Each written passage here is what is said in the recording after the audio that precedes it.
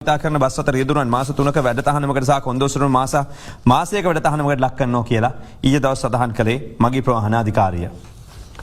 මම හැම බස් රථයකම අඩුම ගන්න මගෙන් 40ක් 50 60 වගේ ප්‍රමාණයක් ගමන් කරන අවස්ථාවල් තියෙනවා. ඒතකොට මේ මිනිස්සුගේ ජීවිත 60ක් 70ක් අතේ අරගෙන තමයි මේ රියදුරා බස් රථේ ධාවනය කරන්නේ. ඒ වගේම කොන්දොස්තරවරයා ගත්තොත් එහෙම දවසකට කොන්දොස්තරවරයා මුණ ගැහෙන අඩු ගානේ මගෙන් 1000කට 1500 වගේ පිරිසක්. ඒතකොට ලොකු මගෙන් පිරිසක් ජනතාවක් එක්ක ගනුදෙනු කරන පුද්ගලයෙක් කොන්දොස්තරවරයාගේ. ඒතකොට මේ දෙන්නටම ලොකු වගකීමක් තියෙනවා. මේ පොදු ප්‍රවාහනයේදී තමන් හොඳ පීඑවේ සිහියෙන් මද්ද්‍රව්‍ය භාවිතා කරන දෝ මේ ජනතාවත් එක්ක මේ සේවය ලබා දී. ඉතින් මේකෙදී ඇත්තටම මේ සේවාව ලබා දීමේදී එකක් මගීන්ට වෙන අපහසුතාවයේ මද්ද්‍රව්‍ය භාවිතා කරලා හිටියොත් ඒ වගේම මේ වගේ ට්‍රැෆික් තියෙන ඒරියා එකදී පදිකයන් අනතුරට ලක් වෙන්න පුළුවන් මද්ද්‍රව්‍ය භාවිතා කරලා ගියොත් ඊට පස්සේ ධාවනය වෙන වෙනත් පෞද්ගලික වාහන තියෙනවා ධාවනය වෙන ඒවට හානි වෙන්න පුළුවන් ඒක ජීවිත හානි වෙන්න පුළුවන් තුවාල වෙන්න පුළුවන් බස් රථයේ නොවන ඊට බාහිරව ගමන් කරන පුද්ගලයන්ට. ඉතින් මෙන්න මේක වළක්වා ගැනීමත් අපේ අරමුණක්.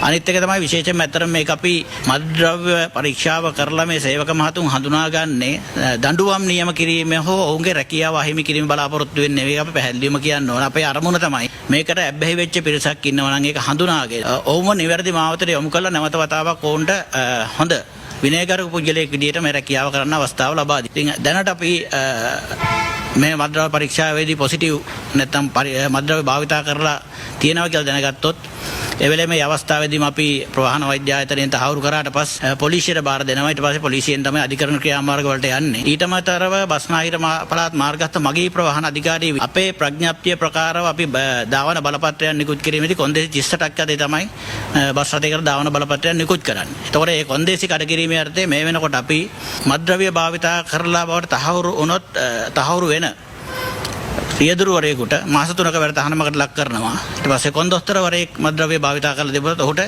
මාසයක වැඩතහනමකට ලක් කරනවා විනය ක්‍රියාමාර්ගයක් විදියට.